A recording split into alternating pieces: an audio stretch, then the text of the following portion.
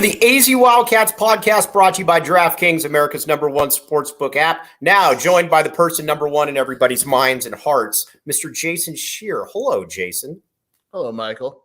All right, so we got a lot to get to this show, but first let's talk about Arizona fans' anxiety about plummeting from 7th to 8th in the national rankings this past week.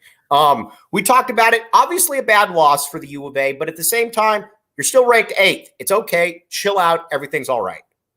I'm so ready for March because we're at the point where, like, I'm not sugarcoating. It was a bad loss, but we're at the point where every loss is magnified in the worst loss ever, and Arizona won't win in the tournament because of it and all that. So I'm just ready for that next step. All right. Well, first we're going to recap the bad news before we get to the good news. So let's talk a little bit about ASU here. This game to me did not come down to the Cambridge shot. Obviously, that did not help. I'll put it to you like that. But Arizona, in my opinion, did not deserve to win this game. And I'll tell you a bunch of reasons why. First, ASU played very hard throughout. They wanted that game. ASU shot well. Arizona missed free throws. And down the stretch, listen, he's been fantastic for Arizona all season. But Azuolas Tubelis was a liability out there, right? Tommy, there's no reason that a first-team All-American should be having to sub offense for defense in the last few minutes of a game, and the Tommy gun basically said that. Yeah, I mean, look, Arizona didn't hit a field goal for like the last 4 minutes. It's hard to win games like that, and ASU played really well, and maybe the storyline changes, obviously, if Arizona wins, but it's still one of those wins where people are like, we didn't play great. And for me, you nailed it with Azuolas. I thought his offense was fine. You know, he had that sequence where he had the multiple buckets in a row, and you're like, all right, this is what they've been missing. And he finished with 17 and 9, which is hard to complain about. But I just hate the fact that you got to take your best player out for offense, defense. Right. I mean, because the problem that you find in that scenario is if there's no timeout or there's no stoppage, you're basically admitting that you're cool with Azuolas not being on the court, which is it's just not something that most teams would admit about their best player, basically. I don't have a vote, but unlike me, you do have a vote. That game to me was kind of the point where I decided that I would probably vote for Jaime Jaquez at this point. I know I thought I'd get a lot of down votes on your board. I actually got 50 up votes. I would go with Jaime Jaquez mainly because, and again, body language is hard to really get into, but when you watch Jaime Jaquez out there, it looks like he wants it every single time out there. No matter what happens, he wants the ball. He's aggressive. He's in there. There's a lot of times with Azuolas where it's like, all right, well, whatever. Like when he got the rebound and he fell to the ground, and I get that he probably thought he was foul or travel, but whatever the case is, you know what you don't do? You just don't pass the ball to ASU for an open three. This to me was the game kind of where I'm like, all right, I'd probably go Jaquez. Yeah, I would agree. And I mean, look, Jaquez, like we watched the Colorado game. He missed that three. He missed a free throw at the end of the game that could have cost him. He has his moments as well, but they're not taking him out of the game. I mean, you will never see a situation where you question his effort and intensity. Now, I know I have a vote. Right now, I would probably I'll give it a Jaquez, but that could change this week. If Arizona goes out and sweeps LA somehow, which I would be surprised, but if they go out and do it and Azuolas plays pretty well, how do I not give it to Azuolas? You know what I mean? So it's by far those two, but I'm still have the chance to change my mind this week. All right, Zoo, if you're out there listening to the AZ Wildcats podcast, which you should be, if you're not, Jason Scheer says you still have time to make amends right there. Now, speaking of which, things that don't need to make an amends that Azuolas Tubelis is part of, the Four Peaks, the official brew of PHNX Sports. Check it out, Tempe or at the Tap and Bottle locations downtown when we have our watch parties. Four Peaks, great stuff. Check out the show notes and the link in the description. The U of A has Four Peaks as well. The term is taken off, but the beer is already taken off. So give it a shot. Kilt Lifter, very, very good. As everybody knows, I'm a diehard Kilt Lifter fan right there. And Tap and Bottle. We're going to have a Tap and Bottle party, I believe, this Saturday. Would love to see you down there. 8 o'clock. Arizona takes on UCLA. Would love to be able to make fun of the Bruins while we drink some Four Peaks at Tap and Bottle. Maybe Mountain Mike's will be there as well. But again, love to see you down there. Tap and Bottle downtown and Four Peaks. All right. BCat, I disagree with this. I know where he's going with this. He says his recruiting continues to falter and a potential move to a better conference. Was last year the high water mark for the Wildcats under Lloyd? I say no, because I believe the 2024 is going to be a dynamite class. You already have Jamari Phillips in the bag. That's just a term right there. Although I guess you can pay players now, so it doesn't really matter. You've already got Jamari Phillips, 5-star wing out of California in the bag, and you got I don't want to say that I feel very, very good about Carter Bryant, top 15 wing out of California. I think 2024 is going to be the real test to see where Lloyd is, and I think he's going to do very well in it, Sheer. I'm not sure. I mean, I guess I kind of know where the storyline of Lloyd's recruiting faltering is coming from, but it's really not. Let's say Arizona returns the bulk of their team for next season. Well, you were only going to land so many players for 23. Right. Kylan Boswell was supposed to be in 23. 5-star Kylan Boswell. Right. And so all of a sudden, if you add Kylan Boswell and KJ Lewis to that class, well, it looks a little bit better. And they're probably going to land an international player. 2024, in my opinion, they have a chance to have a top 5 to 10 class. I mean, let's say they go and they land one of their point guard targets to go with Jamari Phillips and Carter Bryant. That class is awesome. Right. So I don't think it's a high water mark at all. And then you figure it, and then you also factor in KJ Lewis would be a sophomore by that point. You could still have one of the peaks here, and actually 2 of the peaks right here in Vasar and Anderson. Heck, you could have 3 of the peaks. I mean, if they really wanted to exhaust their eligibility. So, and Kylan Boswell, things are going to be all right. I'm more than okay with where things are at. Speaking of which, now we're going to talk about, all right, this is actually funny. TJ Van Martyr, you're a fantastic poster. You're much smarter than me, but I'm going to take a little bit of a joke here. It's actually gone the other way around now, where people are joking more about the 17-year-olds than people at the time saying that it's 17. All of it needs to cease. What do you say? Well, I thought it was a celebration of sorts. That was Kylan Boswell's last home game as a 17-year-old. I mean, that's does he come back as an 18-year-old? Boy, do you think they'll say that he's still 18? Next year, he's only 18. Right. I'm going to get Bruce Pascoe, our guy, to ask a question about what it feels like to be 18, even though the season will be over at that point. We'll get it done, 100%. Before we get to realignment and making fun of some people that deserve to be made fun of, let's talk about USC and UCLA. This to me is Arizona wins these games. I know you didn't win the conference, but you're right back in it for a number 1 seed right there. The one thing you can't have happen here, you can't get swept, because then if you get swept, then you go into the Pac-12 tournament and you're looking at maybe a 4 or 5 seed. Right now, Arizona's ranked 8th. They're in the third line on most of the bracketology. You sweep here, I think you go into the Pac-12 tournament feeling good about being a 3 seed.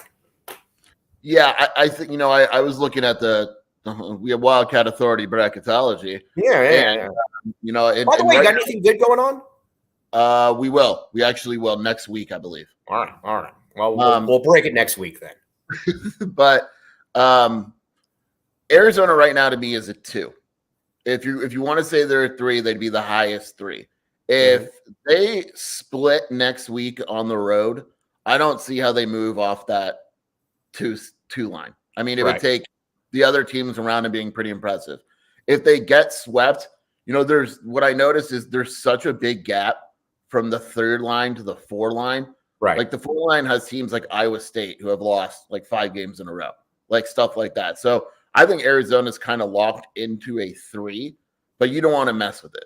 And so a split, obviously I think puts Arizona in 2. The lowest it would be in that regard would be a 3. A sweep, and we are talking about a 1 seed again. All right. Now, the great Greg Molina, great coach, budding superstar here in the Southern Arizona seat, also backs the A to the fullest. Also, his Facebook or his Twitter profile picture, he looks like a hitman from Narcos. So we're nice to Gregory Molina right here. But he said if we went out and win the Pac-12 tournament 1 seed, yes, without question. Oh, there's a question. But you would have 3 wins against UCLA. Okay, so that's what I was going to say. So we're assuming it includes another win over UCLA. Yeah. 3 wins, right? And so 3 wins over UCLA. Yeah, in my opinion, it's in line for a 1 seed. If it winds up being like Stanford, Washington State, and Oregon, no. I mean, none of those really move the needle. Arizona actually, Like the best case scenario this week for Arizona is UCLA kicks the crap out of ASU, and then Arizona beats UCLA, and then ASU beats. I mean, you're now rooting for the teams that you beat. Like for me, I was wondering who. I posed a question: who does Arizona want to face in the first round of the Pac-12 tournament? To me, it's Stanford. You want Stanford because you want to beat them, and so everyone could just say, "Okay, that was a fluke." Right. And so that's kind of where you're at this point of the season. All right. A lot of people, and Andre Veras, we will get to my thought-provoking post on Shear's board here in a minute. But Andy Enfield, USC, Thursday. Enfield, to me, you've been wrong on Enfield for a very, very long time. Andy Enfield is a good college basketball coach. Would you say that? He's good for USC. Is he the greatest coach in USC history? Ooh. Think he probably is. Right? All He's right. better than Bibby, right? For sure.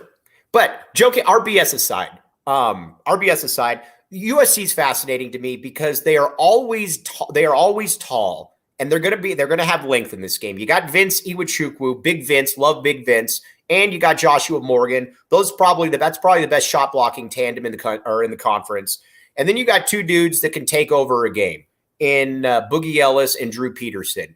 SC to me is a game that Arizona should win, but it's a very losable game. And SC to me is also a team that could win a game or two in the NCAA tournament. What say you?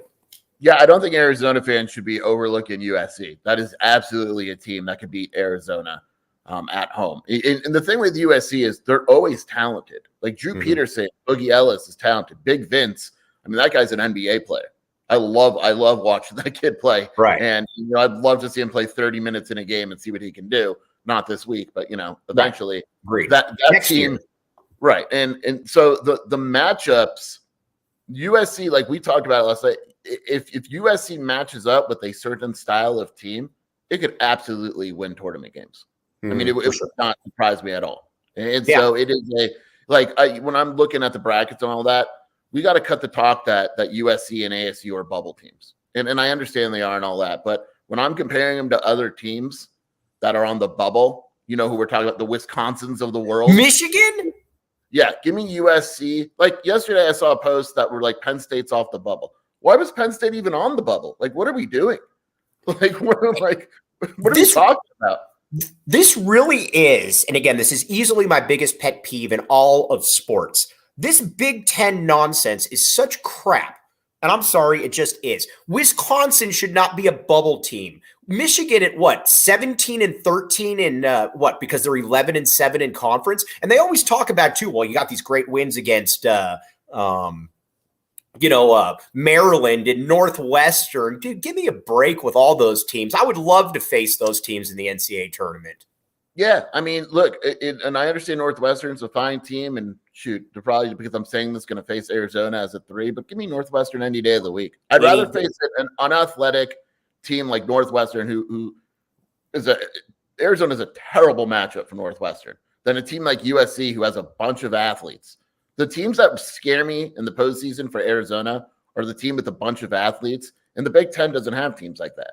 I will go on record and say that if the conference gets 4 teams in Pac-12, I will say more Pac-12 teams advance to the second weekend than all 20 Big Ten teams that get in. I'm going to say it right there. Do you want to co-sign this with me? Can I see the bracket first? Nope. You just got to stand on principle. Yeah, why not? I'll go. All right. You need someone to stand with you sometimes, Mike, and I'm that guy. All right. Well, Kyle Dodd, after that bet I lost, I need all the help that I can get with that one. All right. Now let's talk about a little bit of conference realignment, but first, game time. Now you might say to yourself, Mike, what's game time? Glad you asked. Now, here's what you do. You go on to Game Time. It's the best ticketing app out there. You go on there. You can get tickets to U of A. You can get tickets to the Pac-12 tournament, concerts. I mean, heck, if there was a concert or if there was a ticket to hang out with Jacob Franklin, our esteemed producer behind the scene, that would be the place. 60% off. Check out the show notes and the link in the description. But Game Time, that's where it's at. We've had many people that said Game Time brought them through some cold winters by getting them into concerts. Check that out. And Mountain Mike's Pizza. Again, I'm not Mountain Mike, but Oracle and Wetmore does have a Mountain Mike's Pizza. Our good friend Ben White, the very buff Ben White, goes there because he likes all the protein that they can throw on the pizza right there. Ben's a big fan of protein. Shear's been to Mountain Mike. His good friend William Brad Alice has been there as well. Everybody likes Mountain Mike's. Check it out. Again, Oracle and Wetmore, show notes and a link in the description. All right. So in the last week since we last talked, it seems that, Corner 4 sources like Ray Anderson have come out and said that they're confident a TV deal will get done, but they can't guarantee it. And he also said that the money would probably be less than they were initially hoping for. You've got Oregon State and Washington State telling John Canzano that, deal looks great. You know who you never really hear from? You never hear from the schools that matter in this entire process, and that's Oregon and Washington. Shear, at this stage in the game, let's be honest here. Nobody in the Pac-12 thought that they were going to be in this situation where they were begging for money and saying, man, if we could maybe get 27, we got to call that one a victory. There's no way that even these nincompoops, and I keep Arizona out of this because our guy Bobby Robbins is the man, so is Dave Hickey, but there's no way that these other nincompoops thought that they would be in this situation. So the hot timeline now is I read an article in The Athletic this morning, and the Pac-12 expects it to be done by the Pac-12 tournament. So that's why Canzano and all of them are saying, Pac-12 tournament, 2-3 weeks. Mm-hmm. And I'm sure that's coming from the commish and saying, I'm going to get you a deal on the table by the Pac-12 tournament. That doesn't mean it's going to be accepted. That just means it'll be presented. But the idea of it being more than the Big 12, the only possible way that would happen is if you go 100% in with Apple, which is miserable, and I still don't think it would happen. Right. And so now we'll be like, 28 million a school. Well, 28 million a school is not good. Especially for less visibility. Right. And now you're in a situation where it's not the problem was, and we talked about this right when it happened, is there was no world where any of these schools were ever making $40 million. And when George Kliavkoff said, I can make $40 million, it was asinine. Right. And like you mentioned, your pet peeve, can we stop interviewing Washington State and Oregon State? They're not even at the table. Their best case scenario is clearly the Pac-12 staying together. And their best case scenario after that would be teams leave and they still stay in a weekend conference, because other than that, they're Mountain West schools. And right. So every time you ask them whether it's true or not, they're going to tell you how strong the conference is and how great everything is and all that, because that's the only option they have. Like you mentioned, if you get me the Oregon, the Washington, the Arizona ADs on record as saying we're great, we're together, I probably believe it. Right. But that hasn't happened. I thought Ray Anderson's remarks were very fascinating, though, about it was almost like he didn't expect the question to be said or asked, can you guarantee that a deal will get done? Then all of a sudden, the confidence starts to wane a little bit. No, I can't really go that far. And here's my other thing, too. And again, who knows? Maybe a deal gets done. But why talk about it? Brett Yormark came in there, the Big 12 commish. Big fan of Brett Yormark. And he comes in and said, I'm going to do this. And guess what? He did it. He didn't have Texas Tech out there saying, we're confident of an ESPN deal, this and that. He just did it. That's what dudes like this do, whereas Kliavkoff just talks about it. By the way, in hindsight, is that not the lamest thing ever when Kliavkoff was talking about how we might go poaching Big 12 teams into the Pac-12? No, dude, get out of here with that nonsense. Ray Anderson, I mean, he's got to be the dumbest AD in the conference. Like, why? Like, first of all, he says, we're really confident. And then literally 30 seconds later, he goes, but there's no guarantees. I'm just hoping. So shut up. Like, why are you doing this interview? Like, right.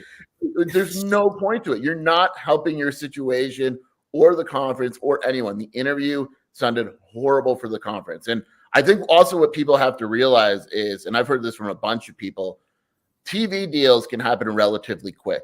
If the Pac-12 is going with streaming, these are really difficult deals to get done. And Apple is difficult to work with. So if George thinks he's getting a deal with Apple, there's a very legit chance, and I'm not saying it's going to happen, but there's a very real chance that this drags out. An even guy like Wilner, who's been much more even-keeled in this than Canzano, has said, if this is still around in mid-March, all bets are off. And I would agree with that. I got to give you credit on that one too. When we bash Canzano, now granted, Wilner's in the Stay Together camp, obviously.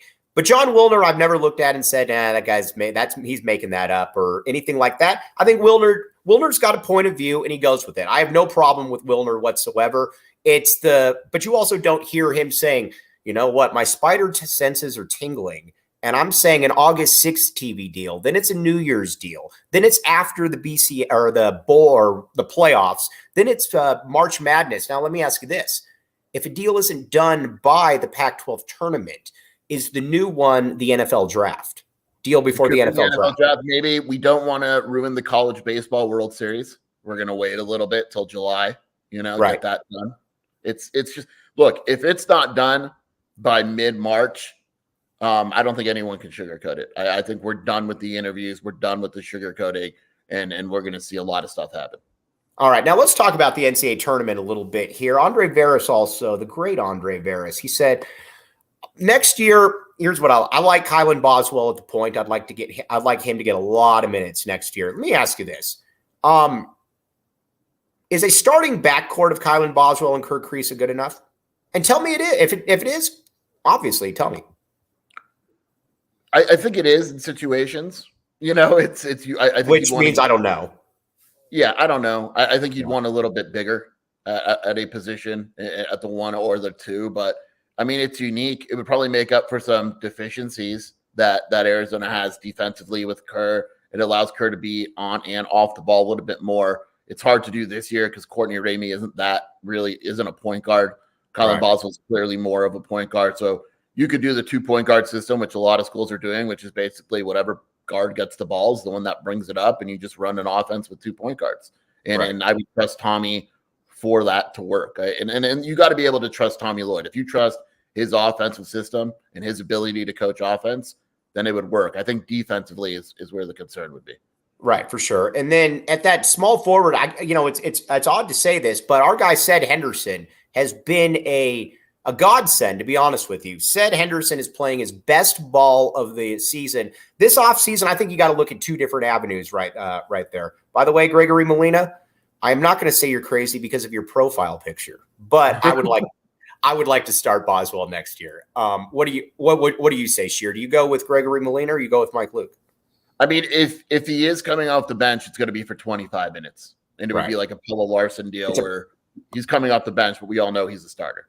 Speaking of which, Pella Larson, let's say he's the best player on the team next year. You still bring him off the bench? If mentally it works. I mean, if he's not a good starter, you bring him off the bench and he's the best 6 man in the country again. Yeah. I mean, it's wild to even think about it, but it's all mental with him. Whatever works best for Pella, we like this Pella much, much more. But Arizona this offseason, I think you've got to get 2 things. You've got to get another Cedric Henderson type right here. A guy that can probably spot start or be a very valuable rotation guy, 9 points, 4 rebounds, 3 assists. But I think you've got to get a Courtney Ramey on steroids, for lack of a better term, a bigger version of him who's athletic, who can get to the hoop, who can do a lot of different things. They need athletic playmakers with the ball next year. And I think that's going to be a real task for Tommy Lloyd to find somebody like that. Well, remember, and this is in no way, shape, or form a shot at Courtney Ramey. I think he's been really good this season. But Arizona also wanted Suli Boom. And that's the type of guard that I think would have, next season, that's the type of guard he'd want.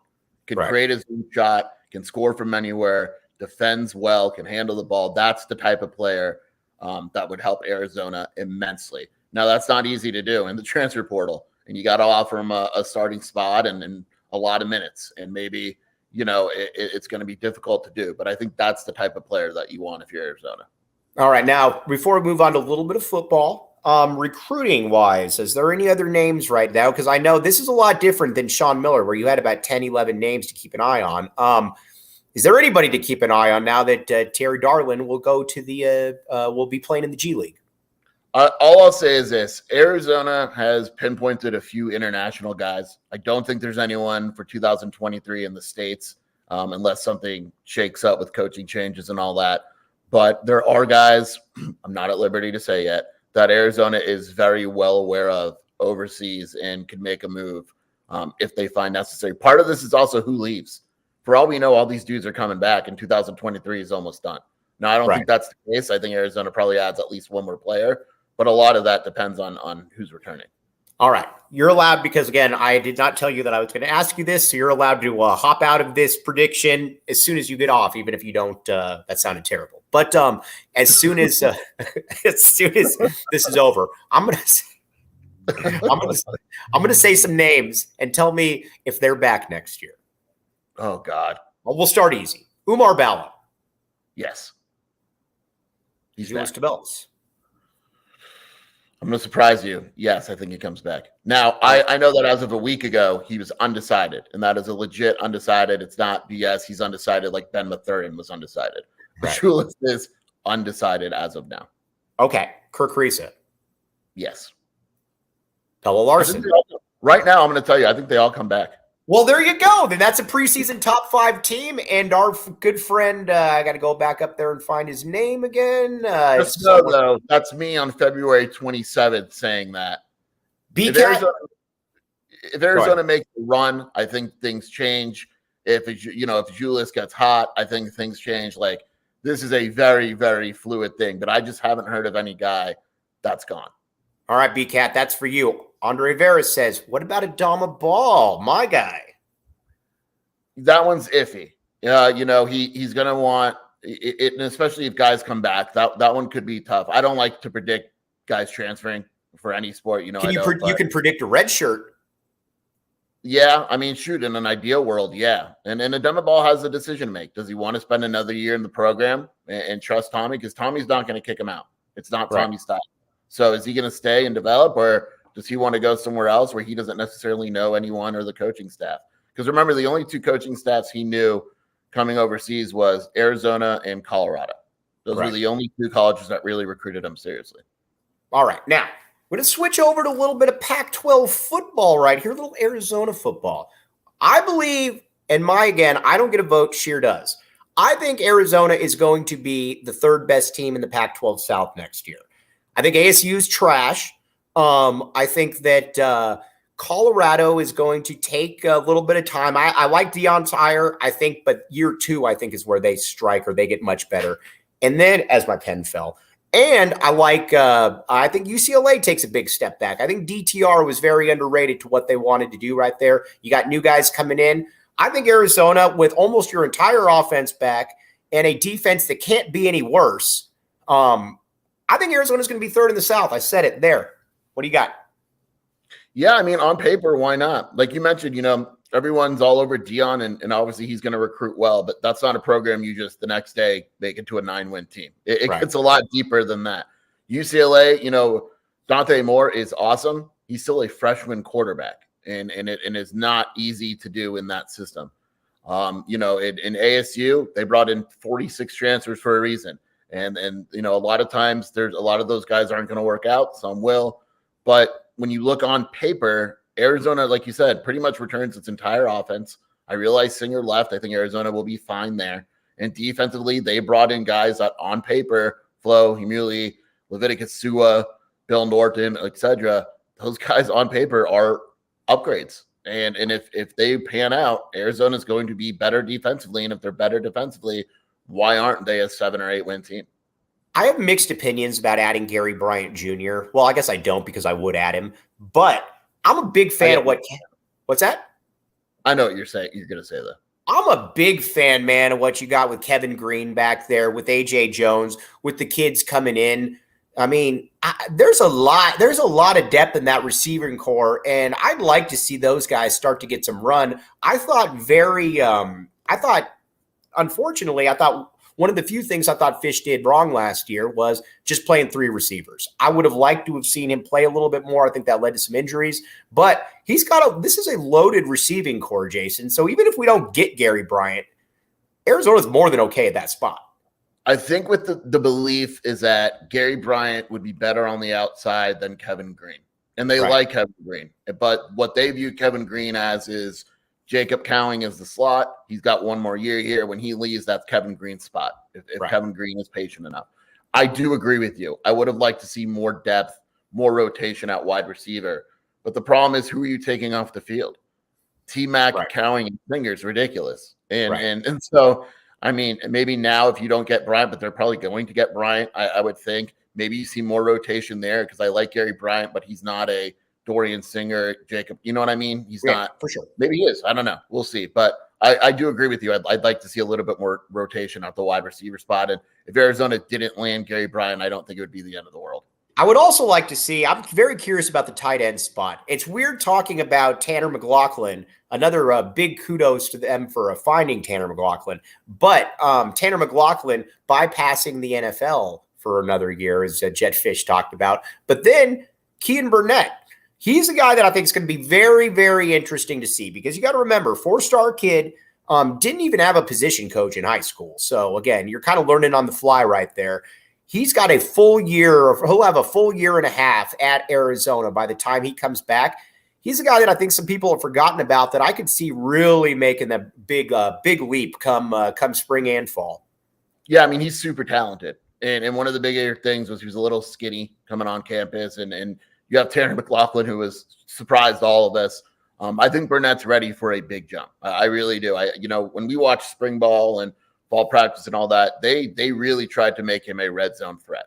I mean, they were running him in a bunch of different sets, and it just didn't work out that way. But I expect him to have an expanded role, and I'm going to throw one more at you. The offseason reviews, and I don't know if it'll happen this year because of Tanner and Burnett, but the offseason reviews of Tyler Powell. My guy out of Phoenix. Have been really good. And I was told by a coach yesterday, it may not happen this year, but watch how good this kid is by the time he leaves campus. And that's the epitome of the Jed Fish recruit right there. You get a guy who's 6'7", big upside. Maybe he doesn't pan out, but if he doesn't pan out, it's not going to be because he wasn't big or he lacked the ability right there. That's what I love about Fish. If he's going to miss, he's going to miss big. Good Tyler Powell, definitely that example. Now, the DraftKings Sportsbook app, code word PHNX. All right, here's the deal. You throw down $5 on an NBA game, you can get up to $200 in free plays. Give you an idea right here. Jason Shearer mocked me yesterday mocked me last week when I said I think the Lakers are going to take off. They are going to take off. I'm not even a Lakers fan. And Shearer messaged me yesterday and said, oh, how about that Lakers pick when they were down 80 points to the Mavericks? Lo and behold, the Lakers came back to win. If you had been like me and you had stayed resolute with the DraftKings Sportsbook app, you could have gotten $200 right there. Again, 21 and up, Arizona only. New customers, gambling problem, call 1-800-NEXT-STEP. And Phoenix diehards. We had Saul Bookman on talking about it. All kinds of good stuff there. You get great merchandise. You get great ticket setups. You also get great writing from some of the best people in the business. Check out the show notes and the link in the description. But Phoenix diehards right there.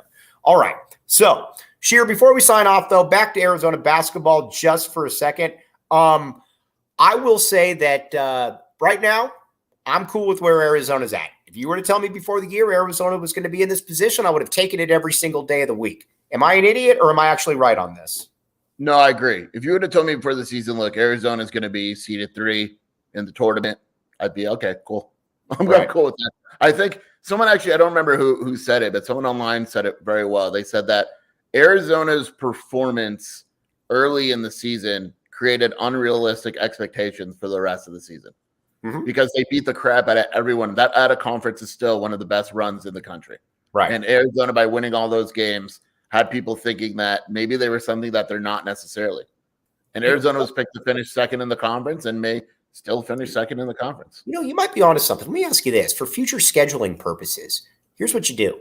You schedule every crappy Big Ten team, which is all of them you can out of conference. I'm doing home and homes with Maryland, Rutgers, Penn State, Michigan, Wisconsin, all of those crummy teams, because even if you lose, it'll be considered cannibalizing yourself right there. Yeah. And look, it's Gonzaga does something similar.